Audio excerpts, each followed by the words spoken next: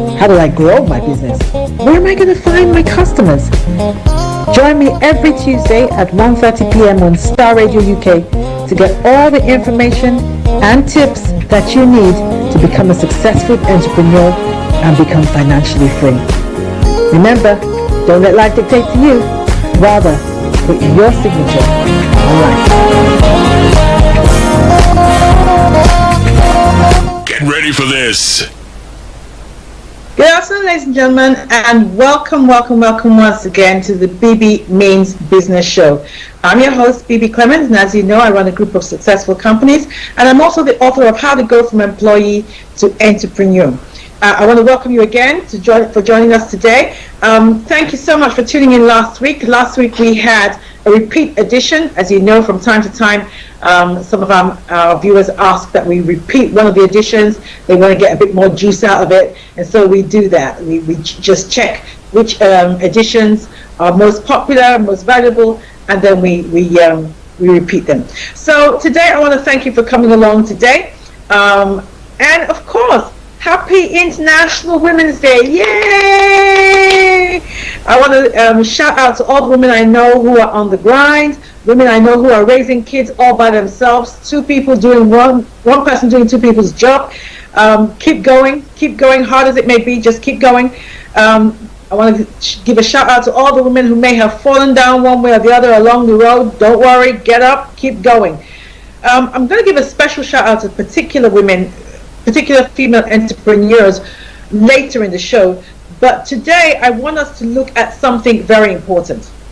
Now, many of our businesses are small and eventually they die, and this is because we don't understand the importance of building teams. Listen, ladies and gentlemen, your business can go no further than the caliber and the ability of the team that you build. I'm going to say that again because I think it's really important.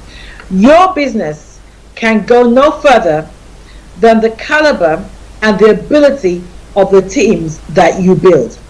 So, first of all, if you're not even building a team, then as far as I'm concerned, you are resigned to not really building a business. Your business will remain a side hustle. But if you're serious about building about growing and being successful as an entrepreneur, you must start thinking about building a team. You cannot do it all by yourself. The day of each one doing every little thing in their little corner of the world all by themselves, that day is gone and you can't do it. So you need to be able to build a team. So today I thought I'd start a new series, and it's called How to Build Great Teams, or How to Build Successful Teams for your business. Either one's fine. So let's have a look at what you need to do. First of all, how do you spot potential team players or your team members? How do you spot them? How do you recognize them? How do you attract them? And then how do you retain them? These are the things that you need to be looking at. How do you spot them? How do you attract them? How do you retain them to stop them from being poached by somebody else? How do you do that? So today we're going to be looking at the recruitment process. Later on, as the series progresses, we're going to be looking at how to build a power team, things like that. But today I want us to start at the very beginning. It's the best place to start. We're going to start at the very beginning, and that is looking at the recruitment process. How do you recruit your staff? Let's deal with that. Because if you miss it at that level, you're going to miss it all the way through. You cannot afford to make a mistake in your recruitment process. So the first thing that you need to do, even before you start recruiting others, is you must have a clear vision and mission for your business. You must have a clear vision and mission for your business. Where is it that you want this business to go? Do you want to have a local business? And there's nothing wrong in having just a local business. Do you want to have a national business? And of course, there's nothing wrong in having a national business. Or do you want to have an international business? Or do you want to go global? Each level, or each vision you have for your business will depend upon the kind of people that you recruit, but also it will determine the kind of people that you attract. So what kind of business do you want? Do you want a small business? And again, there's nothing wrong in having a small business. Do you want a small business, or do you want to build a franchise? Do you want to build a conglomerate, a multinational? What is it that you are trying to do? And more importantly, what is the mission? How is it that you are going to achieve what it is that you're trying to achieve? How? So these are all the things that you need to be looking at. So, because that will concentrate your mind as to who you need to attract to fulfill your vision. So that you make sure that the people that you interview for a position in your company, they are aligned with your vision. Because if you recruit staff who are not aligned with your vision, what happens is that in the end, they sabotage your business. They sabotage your company. So you need to make sure that you are recruiting the right kind of people. So if you have no clear vision, like they say, if you have no clear vision and you're going somewhere, anywhere you end up will seem like a destination. So for instance, if you have no clear vision, if your business is earning 20,000 a year, you will think you have a successful business. Whereas perhaps your company has the potential to make 100,000 a year. And if it's the case, then you know that what you're looking for is more important, and you know what to reject. You know the kind of people you're looking for who can take you to 100,000 a year. They're not the same kind of people that can just take you to 25,000. And so you know the kind of people that you're trying to attract, what kind of skill set they have, what kind of experience they have, and then you build it from there. Okay. Now, if you are recruiting young people, they want to know this stuff. They want to know what purpose they are serving by joining your company. It's really important. So they want to know what you're about, what it is you're trying to achieve, where it is you're going, so that they know whether they want to join with your vision, whether they want to align themselves with your vision. This is really important to young people. They are now asking human questions. What is it that I'm going to be doing in this company? Who is it going to be benefiting? Is it just going to be about profit margin, or is it going to be serving a higher purpose? Those kind of things. Is it going to be making the world a better place? These kind of questions are the kind of questions that young people in particular are asking now, and you have to be able to answer. So let's start from the CV. Let's start from the CV. Now, when you're looking at the CV of potential candidates, what you're looking at is, how is this CV tailored to the job that they are applying for? Is it just a general, bland CV? Or is the CV tailored towards the person spec that you are applying for? Is it tailored towards them? Towards that? Is it tailored towards the job description that you have put out? Is it tailored towards that? Or is it just a general job CV that could be relevant to practically any job under the sun? These are the kind of things that you need to look at. Then I look at, actually let me talk about some of the things that I look at that maybe you might need to look at as well.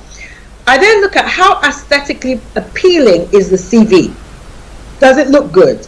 Have they taken the time to design it with just that little bit extra care? I remember looking at a particular CV, and man, I was so blown away by the design of the CV that I wanted to meet the person who had designed it. Now, it might have been that they outsourced it, I don't know. Doesn't matter, but the important thing is that they took the time to ensure that it was a great CV. So how aesthetically appealing is it? How do they stand out? I saw a CV recently, and oh my, the applicant had cut and pasted certain words, in fact, certain chunks of some other CV. Perhaps they'd looked at something online and they told them this is an example of an ideal CV or something like that. But they cut and pasted from another CV, and they'd done it word for word in such a way that it was obvious to me that they had cut and pasted. So for instance, when everything in the CV was in the first person, as indeed it should be, but when it came to this particular body of the CV, it was in the third person. So they hadn't even bothered to change it so that it was now in the first person. They left it in the third person. And so things like that, they say something to you. It says to you that the person is lazy, 2, that they are careless. 3, that their proofreading skills are poor. All those kind of things. It is in little things that you know how somebody is going to behave in big things or in important things. So those kind of things are a telltale for me. They're a warning sign, they're a red light for me that actually this person is not of the caliber of what I'm looking for. Doesn't matter how they look on paper, those kind of things are really, really important. Okay, so again, I want to say a happy International Women's Day to all the women who are listening to today. You are my heroes. Round of applause for whatever it is you're doing, whether you're raising children, whether you're hustling, whether you're on the grind, whether you're supporting a man to become successful, whether you are the CEO, whether you are the cleaner. It doesn't matter. I salute you all for the wonderful work that you are doing and making our world a better place.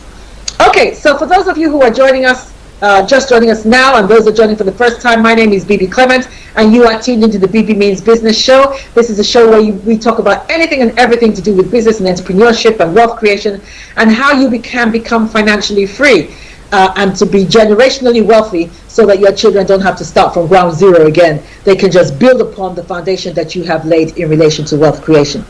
And today I'm talking about how to build great teams, because as I said earlier, if you are not building great teams, your business is not really a business. It's not going to grow. It is going to remain a side hustle, and that's not what I'm interested in. I'm interested in building great businesses. Oh, okay. So we were talking about looking at the CV. So once you've looked at the CV and you've ensured that, okay, this person has some of the things that I'm looking for, this is what you should be aiming for. By the end of looking at the first page, this is what you should be looking for. So after reading the first page, you should be saying to yourself, 1, this person has the skills that I require. This person has the skills that I require. So they should have listed a series of skills that align with your vision and align with the vision of the post that you are advertising. The second thing is, this person has the experience of using the skills that are required. It's no good them, like I said, going to cut and paste a series of skills that they think that you need if they cannot demonstrate that they personally have used those skills in the past.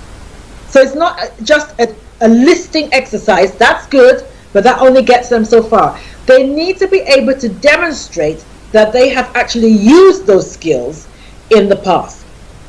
The third thing that you should be saying to yourself by the time you finish the first page is, this person understands my requirements. This person understands my requirements.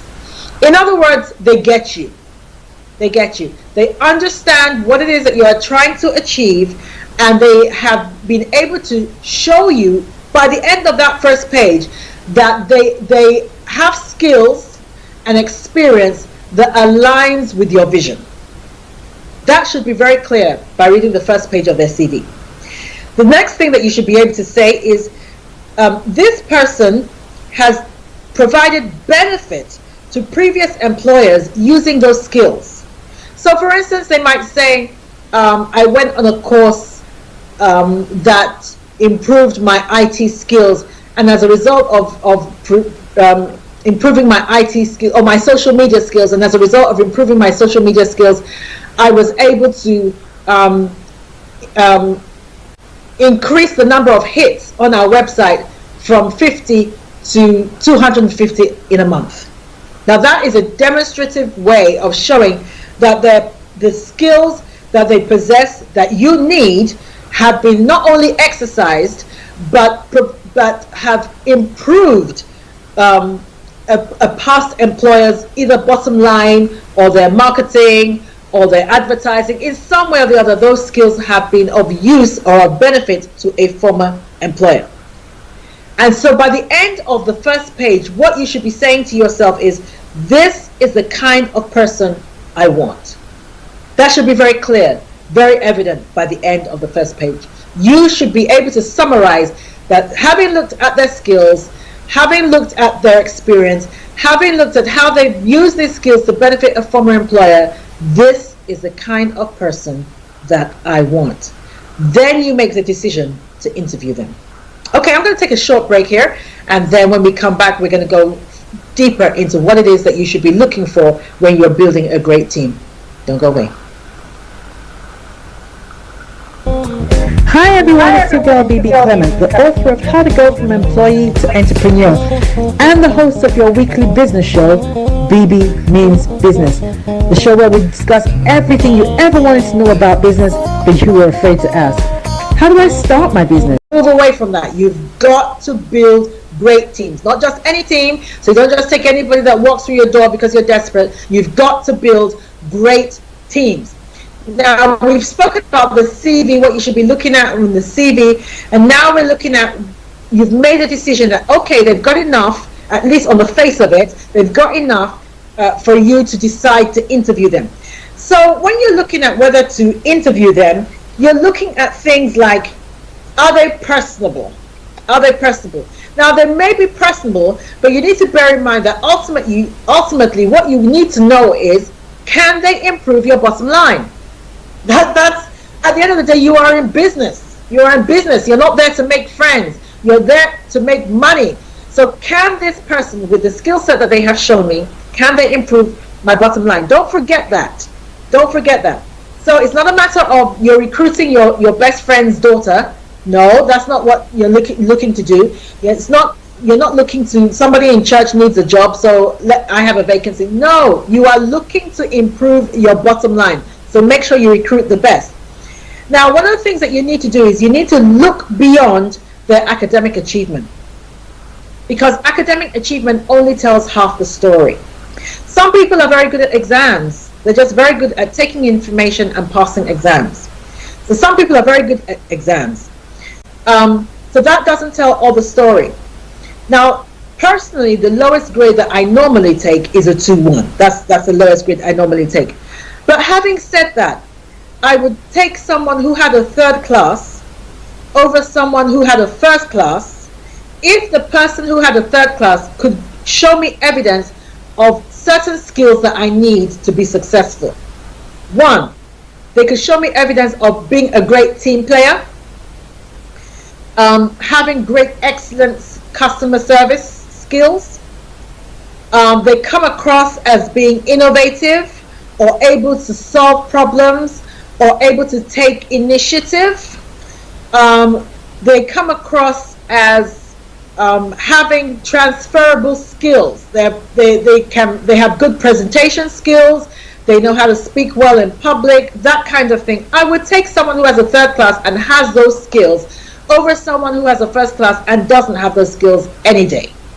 So you can be guided by academic achievement. You can have a bench line for academic achievement, but it should not be the deciding factor, because academic ability is not the be all and end all. The be all and end all. So you must go with your gut. Go with your gut. Go with your intuition. Go with your gut. And sometimes people don't interview well on the day, but something inside you says, actually, with a little bit of hand holding or supervising, this person could actually be a great employee. Don't ignore that gut feeling. Gut feelings are really important in business, so don't ignore that. Okay, just to let you know, as always, that this is a live show and it's an interactive program. So I want to hear your views on anything and everything that is discussed here today. If you have any tips, actually, in the whole interviewing process, then by all means, drop them for us. If you are watching on Facebook, then just drop them in the chat.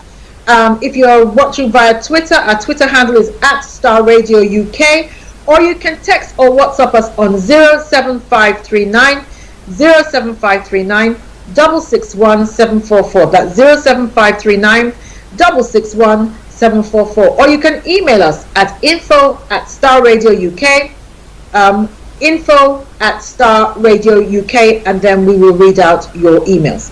Okay, so like I was saying, it's really important that when you are looking to interview somebody, that you are guided by more than just academic achievement, because that doesn't tell the whole story. Okay, look for what sets them apart. what makes this person different from all the other interviewees that I have interviewed? So some of the things that I look for when I'm interviewing. One, how much research did they do on my company? How much research did they do?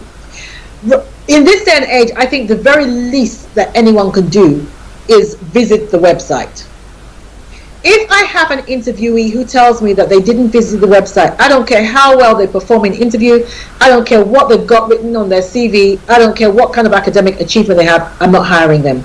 Because it says to me that they lack, it shows or displays a lack of interest, or at worst, it shows laziness.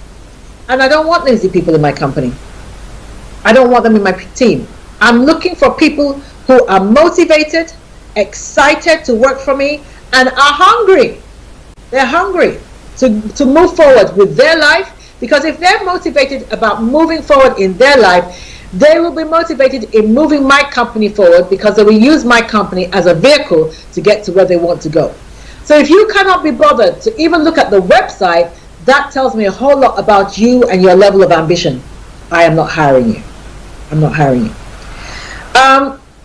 Two, they should be aware, as far as is in the public domain, of any major issues that relate to my company, or any restructuring that the company is going through.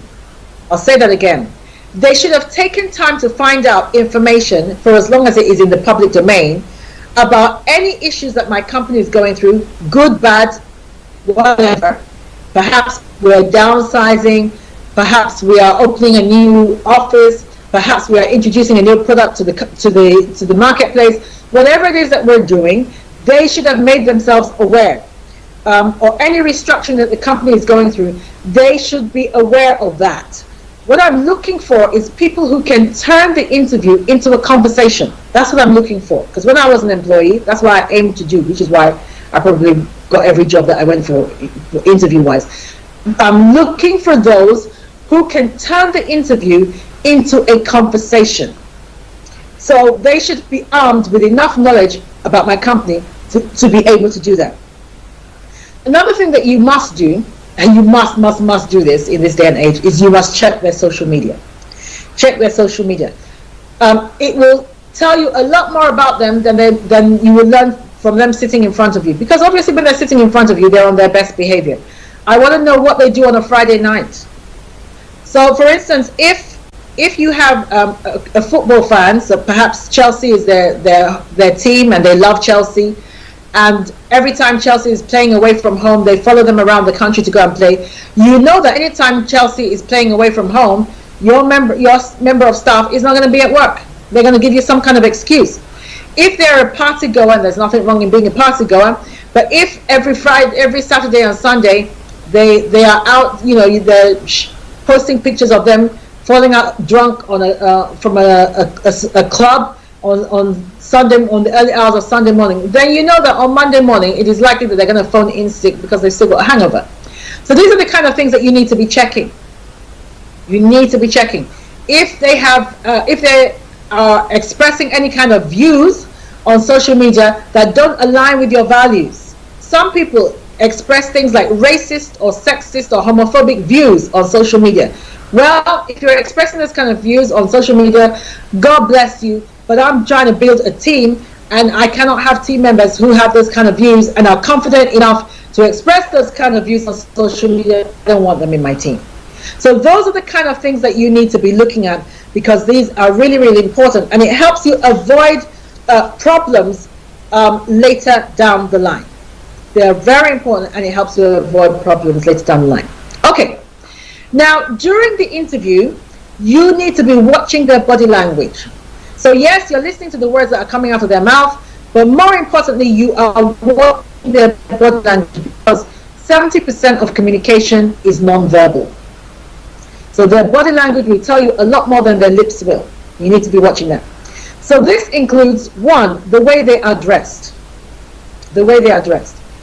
If they can't be bothered to dress accordingly, or in line with the kind of business that I run, then I'm not going to hire them. So anybody who attends an interview looking scruffy, their shirt is not tucked in, their skirt is just a little bit too short, that would suggest to me, half my staff are going to be, watching her rather than concentrating on work. They're going to be looking at her hemline every day. Those are the kind of things that you need to be looking at. If they're wearing trainers, come on, trainers to an interview. It might work for you, doesn't work for me. I'm not even entertaining all that. You need to be looking at things like, were they confident enough to shake hands? Whenever I used to go to an interview, I always used to do that. I used to shake hands, especially if it was guys interviewing me. I used to shake hands, and they always used to come back with the same comment. Wow, that's a very firm handshake you have there. It used to surprise them, but it said to them, this person is confident not only to shake hands, but confident enough to have a firm handshake that says, and the confidence says a lot about you as an employee. So those kind of things are important. Did they smile? Did they look pleased to be there? Or did they look like, well, I had to come to this job interview, otherwise my mom was going to kick me out? Did they look like they were pleased to be there? Did they look like they were happy? A sour-faced member of staff. I don't want someone who comes in and poisons the atmosphere of my office, because I generally want to build an atmosphere. My husband and I have always said we want to create a business atmosphere that we would like to go to if we were an employee, and we're committed to doing that. So I don't want someone who is constantly looking depressed, or is constantly looking like don't come near me because you will get a bad answer, or I'm going to be rude or something like that. I don't want that in my office. I don't want anybody to poison the atmosphere in my office. So those kind of things are important. What kind of eye contact did they have? Were they able to speak to you and maintain eye contact? Or were they always looking at the floor? Were they looking out the window? Did they look, disinterested? Or were they easily distracted? Or that kind of thing. You need to watch things like that. Then let's get down to the nitty-gritty. Check for things like hygiene. Did they smell good? That kind of thing. If they were running late, and sometimes, with the best of intentions, sometimes they will run late. Maybe the train was late or something like that. But if they were running late, did they bother to ring ahead and inform you and explain why? Those kind of things are important, because that shows a level of accountability. One, they didn't take you for granted. Two, that shows a level of accountability. So that that if you hire that kind of person, they will do the same thing when they're with you. If they're running late, they will do the same thing. They will call you and tell you, I'm running late and this is the reason why. Or if they're going to be absent from work, I can't come to work and this is the reason why. Did they switch off their phone? Or did their phone ring in the middle of an interview? And did they reach for it? Did they try and answer the call? That kind of thing. You'd be amazed at the kind of thing that people do at interview. You would be amazed. All right. Were they polite? I remember one particular candidate. I'll never forget her. Her whole body language said arrogance. She sat during the interview like this, with one arm over the chair, like that. And then the way she was coming across, like a know-it-all, a smarty pants. And there's a difference between confidence and arrogance. I'm looking for people who are confident. I don't have time for people who are arrogant. If you know it all, then go look for another job. Go start your own business. But I'm looking for people who are teachable. That kind of thing. So it's important. Listen to the kind of questions that they ask. Listen to the kind of questions that they ask. If they say they have no questions, I don't hire them. There's a point in the interview, after you've said everything that you say, you then say, do you have any questions about anything I've said or about the company or whatever? I never hire anybody who says, no, I have no questions. Because again, it smacks of unpreparedness and indifference and at best, a lack of confidence. How can you come for an interview and not have any questions? You should have questions about a place that you are going to spend 8 hours of your day for the foreseeable future in, who might determine where you end up in life. Of course, you should have questions. So the kind of questions that you should be listening for or looking out for are questions, of course, about the salary. How much am I going to earn? Are there opportunities to earn more? Will there be overtime? Things like that. How much will I earn during overtime? Is it the same rate? That kind of thing. Training opportunities. A candidate that asks you about training opportunities is obviously thinking about their future and their growth, their personal growth and personal progression. That's really important. That's really important. It says to me that they are aspiring to move forward. If they are aspiring to move forward, then they will aspire to move my company forward. That's guaranteed. Those are the kind of people that I'm looking for. The kind of questions, another question that they should be asking is, why did the current job holder leave? Or how has this vacancy come about? That's quite important. That's quite important. I often, when I used to be an employee, I used to say, if they said, oh, the current job holder is leaving, I used to say, can I speak to the current job holder? Because sometimes the job holder is leaving because of a bad situation at work. So I always wanted to know whether I was walking into a job that was going to give me mental health issues or something like that, or stress or something like that. So I would always, as much as possible, even before I go for interview, try and find out who is the current job holder and talk to them. So those kind of questions tells you that this person is very interested in the job, very interested in the job.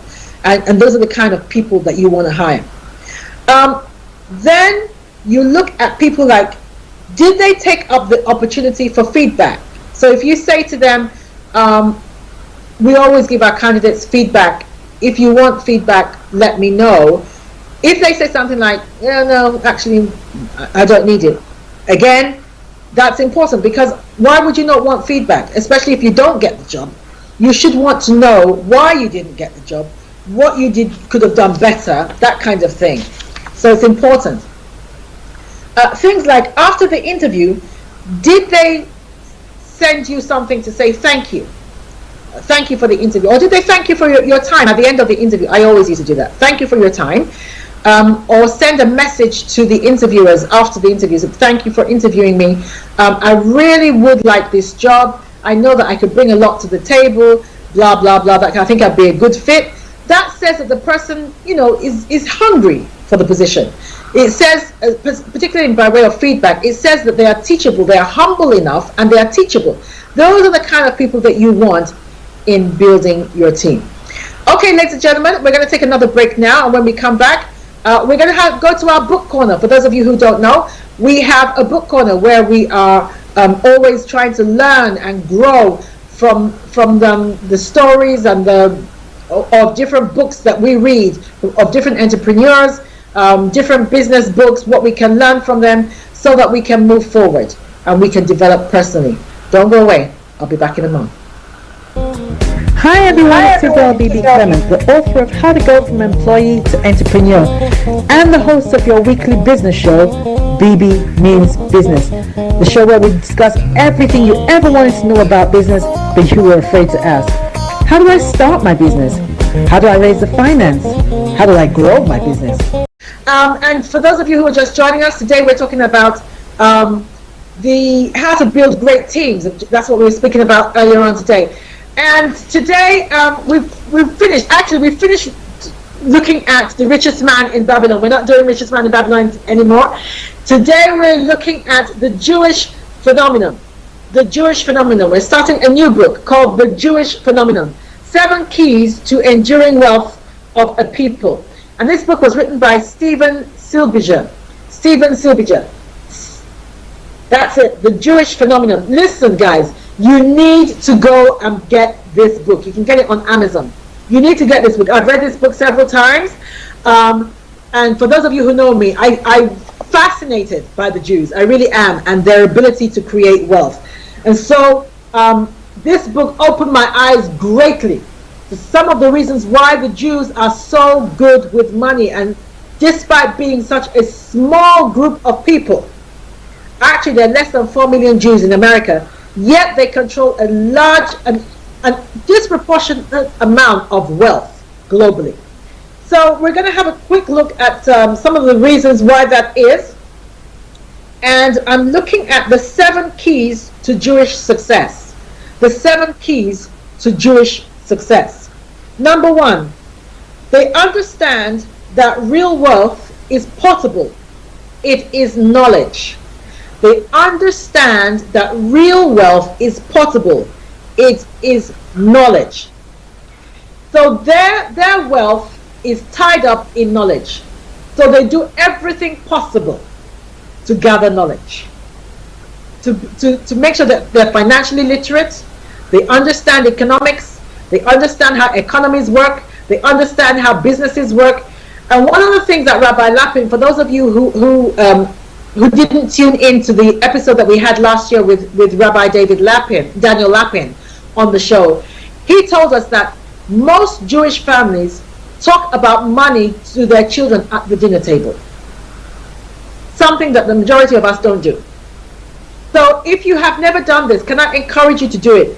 Spend time with your children. It might not necessarily be at the dinner table, but spend time with your children discussing money. This is how you become generationally wealthy. Because a lot of us are on the grind all the time, and we don't teach our children how to make money. And so when we die, our children are none the wiser, and they have to start all over again.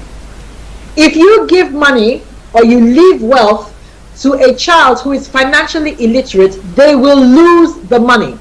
They will squander the wealth. You must educate your children financially. So get as much knowledge as possible. Attend seminars, attend webinars, keep listening to the Bebe Means Business Show, that kind of thing. Which reminds me, during the break, my producers put a flyer there about a women's networking group that I'm having on Saturday. If you haven't booked up or you haven't registered for that, listen, I don't know what you're waiting for. The last networking event we had was fantastic. Thank you very much, Archie. Yes, Women in Business Networking Breakfast. For those of you who are in the UK, you need to come along to this. And this is an in-person event. It's time for you, for those of you who haven't been to any events post-COVID, this is the time to get out there and start networking again. All right, all the details regarding this are on my website, so just go to my website, www.bbclement.com, and you can register. £25, a wealth of opportunity. You make new contacts, and you get to promote your own products and services. So come along to that. Okay, so the first key was to Jewish success was understand that real wealth is possible. It is knowledge. The second thing is take care of your own, and they will take care of you. Wow. This is definitely something the Black community needs to learn. If you take care of your own, they will take care of you. If you take care of your own community, your community will too. So this is why they say that I think the Jewish pound passes, I think it's 11 hands, passes around the Jewish community, I think it's 11 times, before it leaves the Jewish community. What that means is that if there is a Jewish plumber, they will hire a Jewish plumber. If there is a Jewish electrician, they will hire a Jewish electrician. They will not let that money go outside their community. Please, the Black community, take note. We must begin to keep that wealth within our community. If you take care of your own, they will take care of you. Then the third key is that successful people are professionals and entrepreneurs. Jewish people understand that. Successful people are professionals and entrepreneurs. They are not employees. They are not employees. They are professionals and entrepreneurs. So they're not low-level employees. So you need to ensure that you are at least a high-level professional, or you own your own business. You own your own business. They are selectively extravagant, but prudently frugal. I love that. Selectively extravagant, but prudently frugal. In other words, they don't spend large amounts of money on rubbish.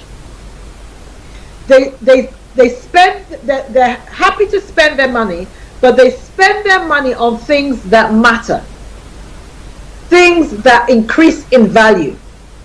They spend their money on assets. They don't care how much it's going to cost them if it is an asset.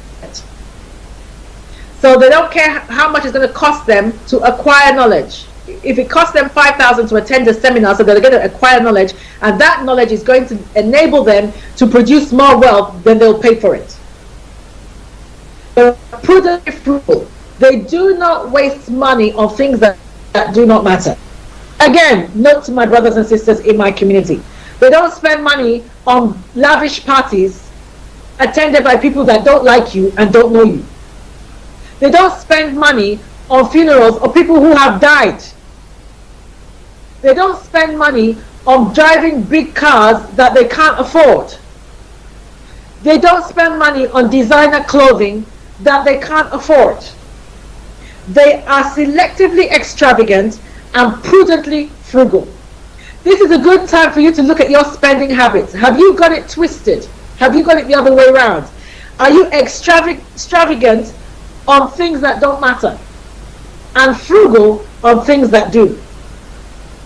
And I'm a speaker, so I do a lot of seminars, wealth creation seminars and things like that. It is amazing to me that my brothers and sisters in my community will not spend 100, 150 pounds on a seminar that will change their life, change their financial situation, but have no hesitation spending 500 pounds on lace or 500 pounds on a pair of shoes and bag. It is amazing to me. So this might be our wake-up call. They take pride in individuality.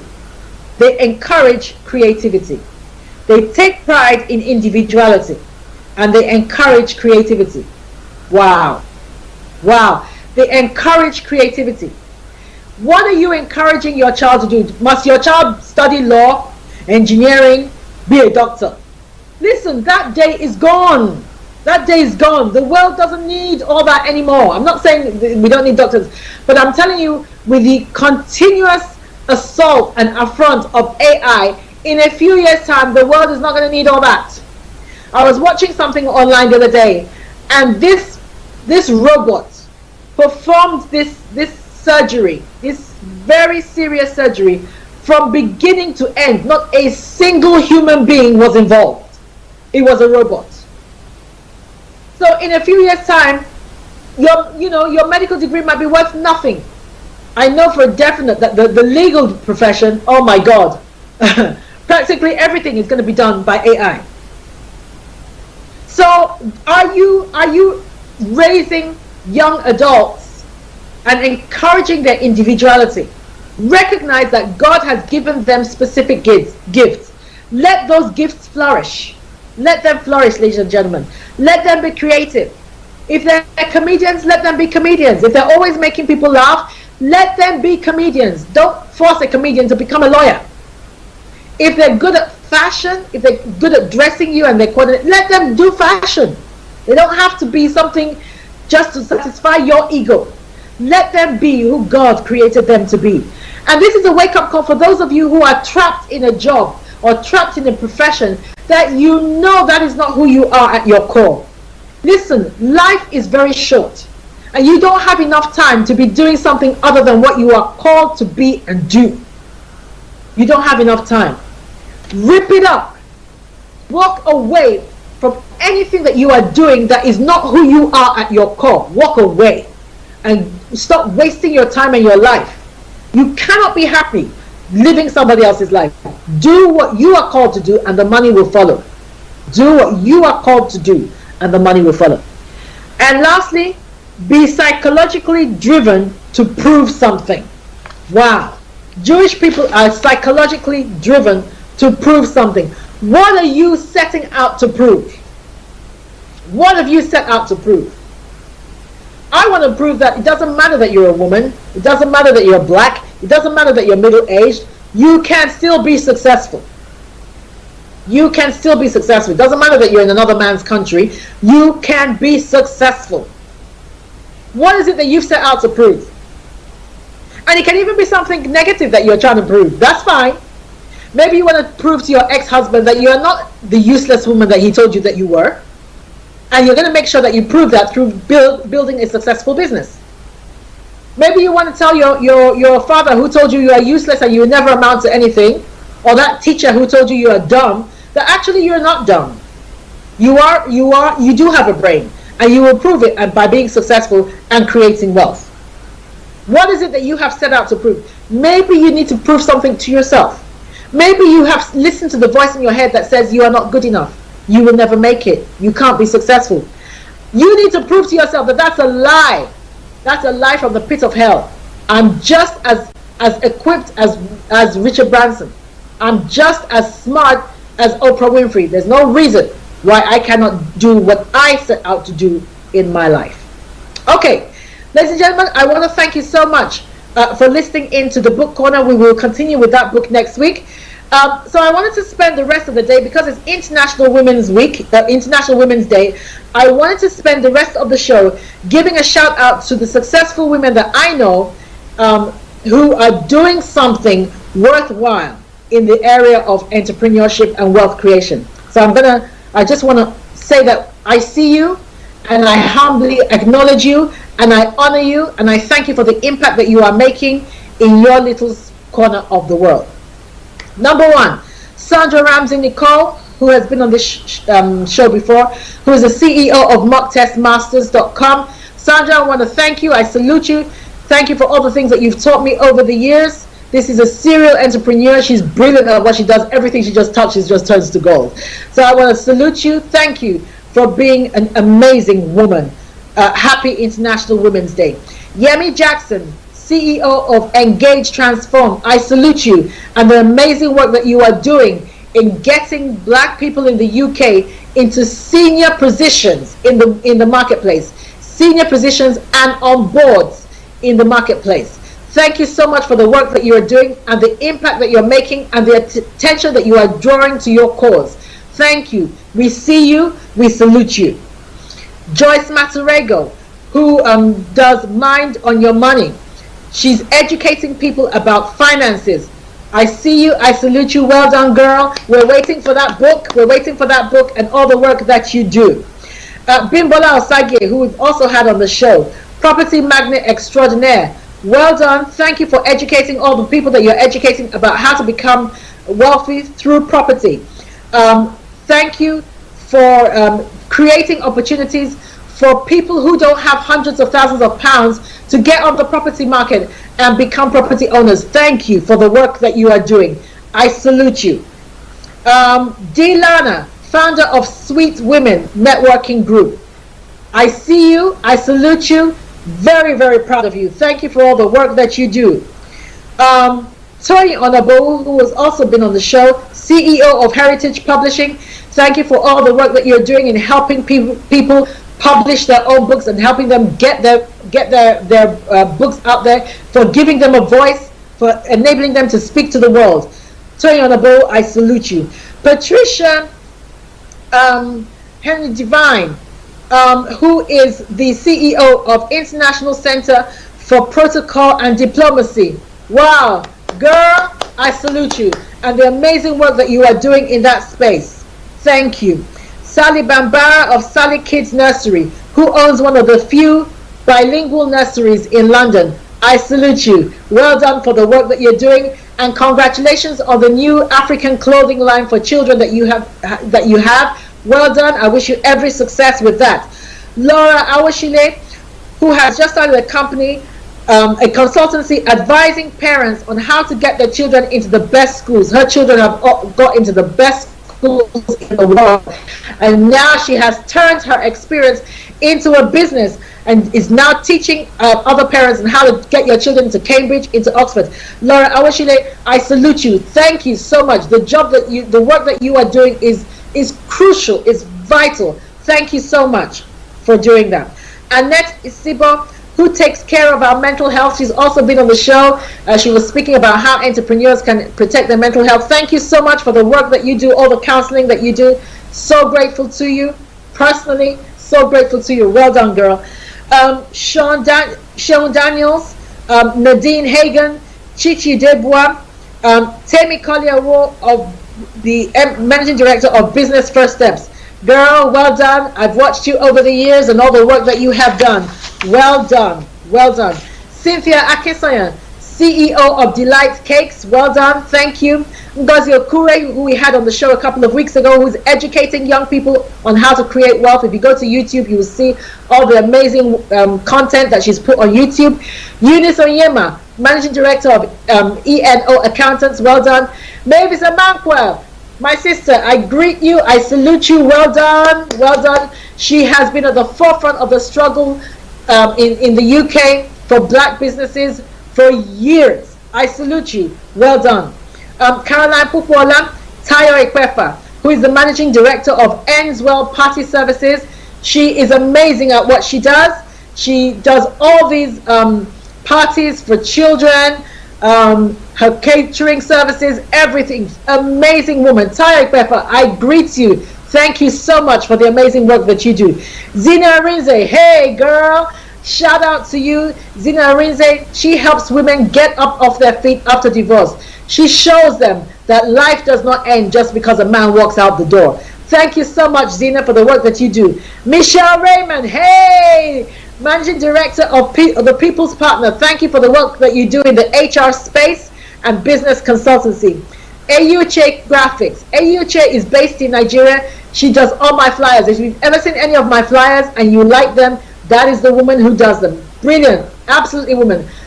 Absolutely brilliant woman. She does the turnaround of my flyers is so quick, and she always does them well. She always cooperates with the client. She understands exactly what the client needs to do. Amazing woman. Ayuche, I salute you. Remy Ayala, who we also had on the show, she specializes, she's a lawyer, she specializes in helping people protect their wealth. She protects their wealth through setting up trusts and helping you draft a will that will preserve your wealth. Listen, there's no point in building wealth if you're not going to be able to preserve it. She teaches us how to preserve it legally, so that you can preserve it for generations to come. Many of us lose our wealth, not because we didn't work hard, but we don't know how to protect it. She helps us to do that. Lisa Critchlow, who does branded clothing, I salute you. Han Clement. Han Clement is my fashion designer. If you've ever seen me wear Nigerian clothing, all my clothing is sewn by Han Clement of Oz Fashions. She's the CEO of Oz Fashions. She's based in Surulere in Lagos, Nigeria. She's amazing. Thank you so much for making me look good over all these years. I salute you. Well done. To every woman listening in today, thank you so much for everything you do, for being great mothers, amazing wives, badass entrepreneurs. I salute you. Thank you so much. Tune in again this time next week, and I'll be here again to show you how to create wealth, build that business, and to be a success. Have a great week. Stay safe. As I always say, don't let life dictate to you. Rather, put your signature on life.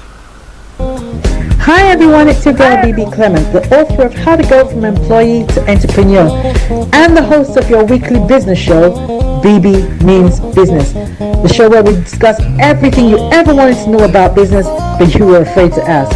How do I start my business? How do I raise the finance?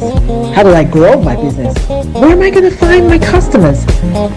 Join me every Tuesday at 1:30 p.m. on Star Radio UK to get all the information and tips that you need to become a successful entrepreneur and become financially free. Remember, don't let life dictate to you. Rather, put your signature on life. I'm in my second home, Allerdale, Scotland. Isn't it beautiful here? What's really exciting about being here is that last night I took my whole team out. We went running, wild swimming, and then we finished. Hello everyone, it's 7 o'clock. You're watching Sky News Breakfast.